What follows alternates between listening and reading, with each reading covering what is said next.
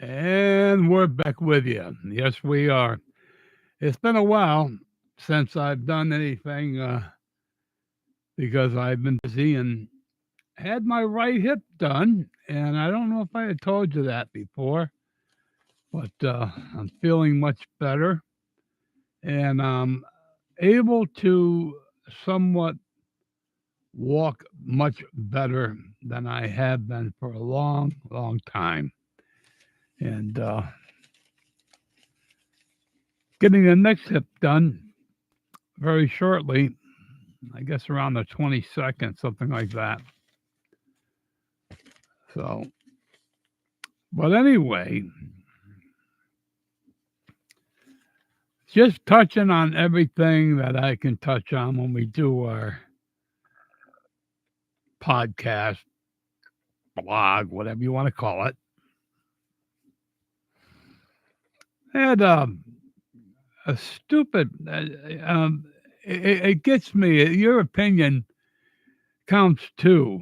You can always send me an email at my Gmail, biggprd at gmail.com, or Thomas Bennett 12 at frontier.com. It was standing close together outside Danbury Hospital a couple of Wednesdays ago. Half a dozen people held signs with messages including permanent ceasefire and stop Israeli war crimes in Gaza. The demonstration was led by Danbury resident Stanley Heller, executive director of the Middle East Crisis Committee. Facing the street, he said the purpose of the event called "It is Forbidden to Destroy a Hospital. Stop this Israeli war crime" is to dramatize destruction of Gaza hospitals. The event was held in reaction to events that began October 7th when Hamas launched, I guess, a bad thing. They attacked against Israeli and killed 1,200 people and took about 250 Israelis hostages. The attack led Israel to invade the Gaza Strip, resulting in killing, according to Gaza's health ministry. At the demonstration, Heller expressed extreme concern about hospitals in Gaza that have been bombed by Israeli forces. We want to make a point about what's happening to Gaza, to the hospitals. Just horrific destruction. Well, all the hospitals are either closed or operating at a minimal level. And that's horrible, he said. He said he thought holding a protest in front of Danbury Hospital would have some special resonance. Resonance. Yeah. The rally held on the sidewalk in front of the hospital was sponsored by the Middle East Crisis Committee, a peace and human rights organization, and Jewish Voice for Peace, a national organization working toward Palestinian freedom. Heller said he was especially concerned about children who have been injured in Gaza as a result of the attacks. He referred to a recent article he read about a physician who was unable to give medical relief to a child who had been badly burned because the hospital was bombed. He couldn't give her the usual things that any hospital would give to a child or an adult to just soothe them, he said. During the rally, cars slowed down to read participants' messages. Some drivers nodded their heads in a sign of support. Newtown residents Hend El Santaresi, who also participated in a demonstration, referred to the attack on Gaza hospitals as war crimes and unacceptable. We do not need to have all these people killed, and we do not need to see all these destructions, he said.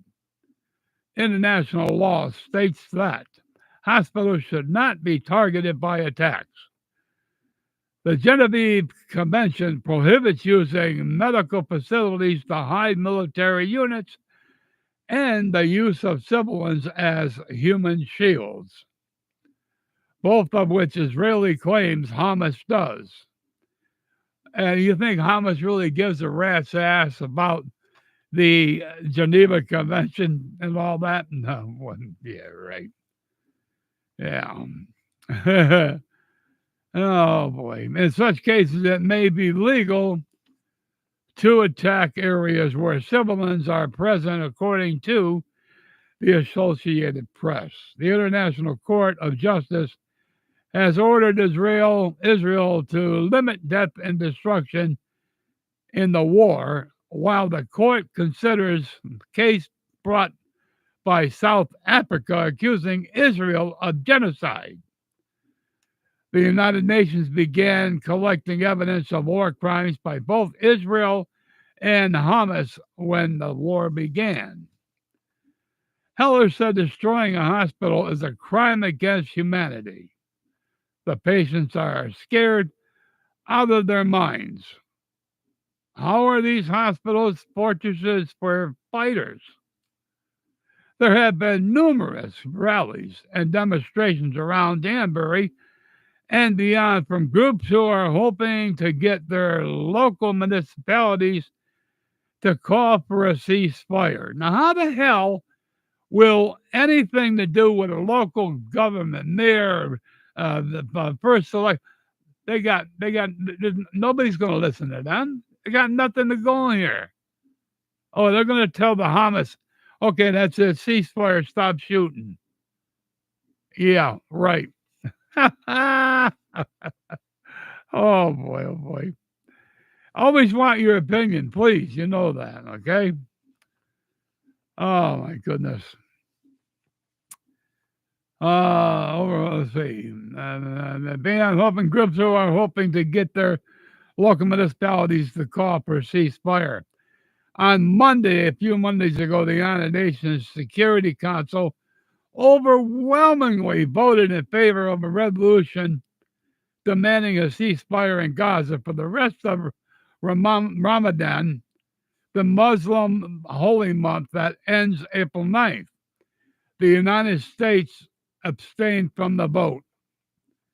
Municipalities have issued resolutions in support of a ceasefire, include Bridgeport and Windsor. Yeah. Yeah, that's going to do a lot of good. Oh, boy. That's really, yeah, okay. That's stupidity. Total stupidity. Well, how about this one, huh? Come on. It's like police were saying, your daughter is dead, move on. There's nothing to see here. Why is it that, and I have to refer it with, like I said, how many times I said it, where profiling is done heavily, very, very heavily, by any type of police, whether it be FBI, whether it be a Secret Service, whether it be local cops, whether state cops. You got to understand something here. There's profiling. All right? I mean, hey, car 44, you got a black male speeding down the road. Car 44, it's a white male, and he's doing 105 down the road. Car 44 is a Hispanic. Okay, you get the message, all right? Well, every time it seems that uh, a dark colored individual that breaks the law is a lawbreaker, actually breaking the law. I mean, there's how do you get around not breaking the law if you're breaking the law? Well, you got to understand something. I don't care the parents, the grandparents, the aunts, the uncles. I don't care who you think you are. You haven't got a right to break the law. And once you break the law, you become part of the system.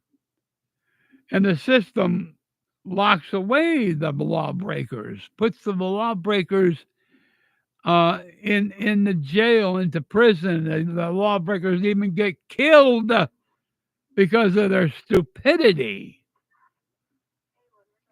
I mean, TV is one thing. Watching TV and watching these idiots play games with shooting each other, and it's pretend. But in real life, you have an individual, black, white, green, orange, whatever color, shooting at the police. Well, what the hell do you think a cop is supposed to do? Stand there and take it? No. He's going to aim and fire. And you're taught in the classes that you go to become a police officer, shoot to kill. Don't shoot to wound them. The bastards will be suing you. Shoot to kill. And the righteousness of doing that means the cop is doing their job. You pull a gun on me as a police officer, I'm going to pop you, man. I'm going to shoot you in the head. You're gone. Forget it.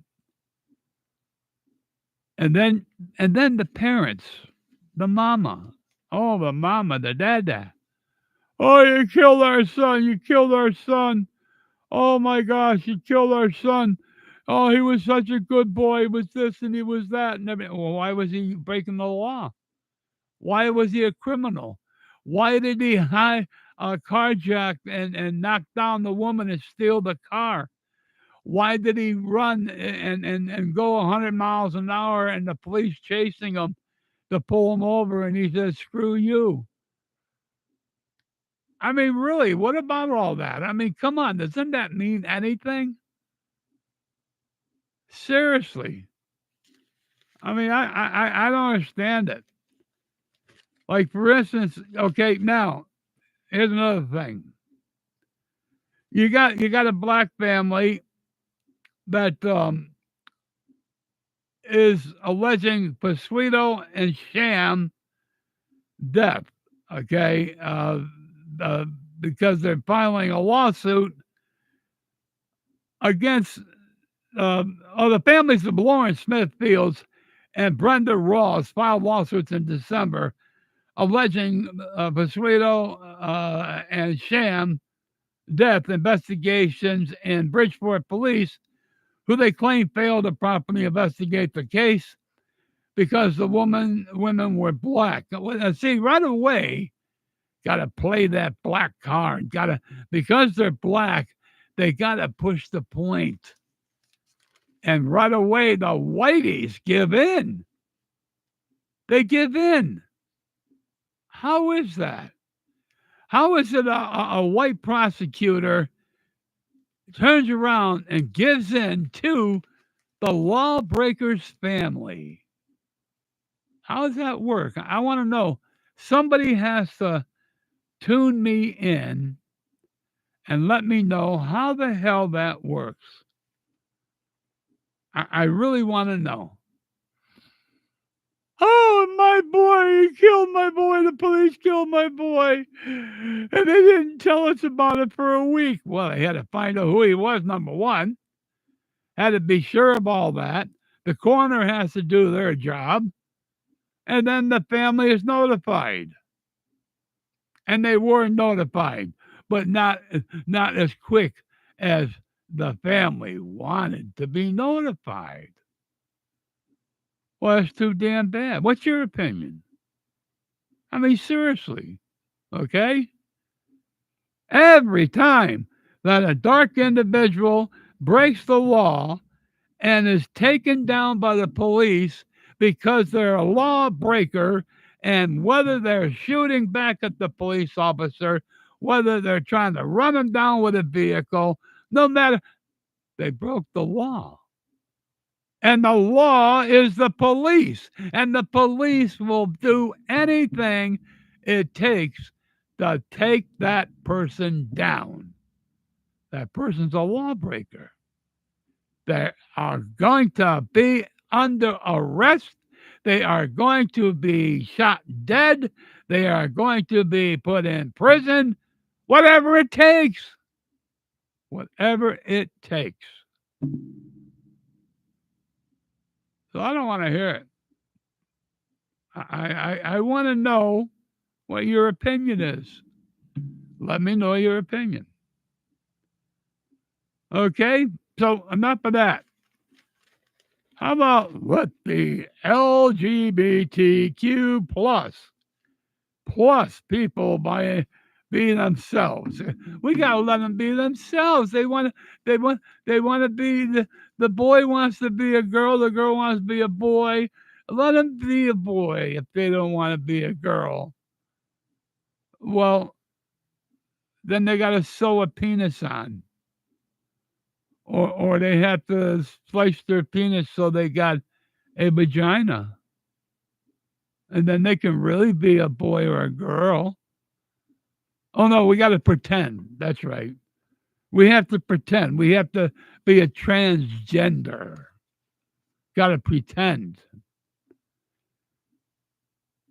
It is a concerning time for LGBTQ plus people and their loved ones. Number one, how can any parent love a child? Okay. I can autism, um, mentally handicapped, mentally ill. Okay, I can understand all of that. All of that. But this is mental illness that should be locked away. That should be put in the fruitcake rubber room. Let's hear your opinion. Let's hear your opinion. Loved ones, in just the last year, the ACLU, and here's another group that sucks the big wiggy, okay? This American Civil Liberties Union, they they the govern the legislation should disband them, should break them up. They're nothing but a bunch of scum sucking pigs that cause nothing but more trouble. And they're so wrong. And the American people know, the correct thinking American people know that they are wrong in their thinking in the ways they do. The ACLU has tracked nearly 500 bills introducing its state house nationwide that seek to restrict LGBTQ plus rights. Damn right there are. Because we, the American people with brains that are straight thinking, know it's wrong. And we're going to protest till the day we're gone. These bills come as continuous and constant homophobia and transphobia is being expressed, leading to a downturn in public support for LGBTQ plus rights. Expressed leading to a downturn in public support because we're tired of it. We're sick and tired of it. We're sick and tired of transgenders, homosexuals, lesbians. We're sick and tired of it. And I want more husbands to get in touch with me. And I want to start a class action lawsuit against homosexuals that call themselves husband and what I haven't heard of it. Maybe they call themselves wives. But there's no way that the homos can use the word husband. That's for man and woman. That's for wife and husband. That's for a straight married couple. So it's time we bring a lawsuit against them. I'd want some extra money. I hope you do too. Boy, oh boy. However, we can rest assured that in the nutmeg state, you know what that is, its leaders will continue to ensure Connecticut serves as a safe haven for all. Well, because the homosexuals that are in charge, the mayors and the selectmen, you name it, and the legislation that's full of homos, hey, it's up against us, straight people.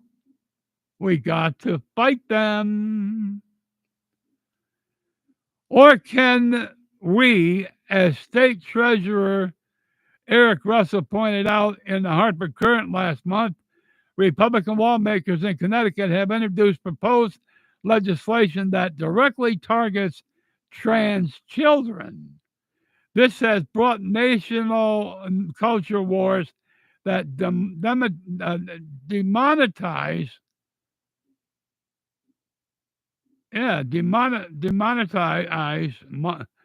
demonize, and other. They got that wrong. It's trans individuals to Hartford, putting their safety at risk. Oh, isn't that too bad? Isn't that too bad? Seriously. Yeah. Immediately in response to the editorial, lawmakers doubled down, accusing schools of socially transitioning children, stating that gender questioning children are mentally ill, and stating that trans children are actually just gay. Hallelujah! The truth will set me and you free. Because that's what they are. They're mentally ill. And they're all gay. They're all queer, and they're wrong in what they are in their minds. They're mentally ill. What's your opinion? Oh man. Anyway, that brings me to a conclusion on this podcast. I'm gonna end it here.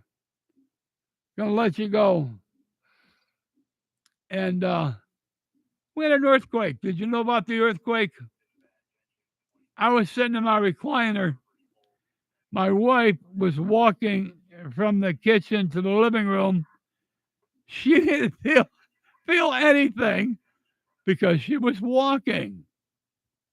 But my chair, the house, was rattling, shaking. I thought maybe I had the cat caught under my recliner, which did happen. And my stupid cat doesn't know enough not to go under the recliner when I'm going down, So, all right, with that, I wish you all happiness and joy.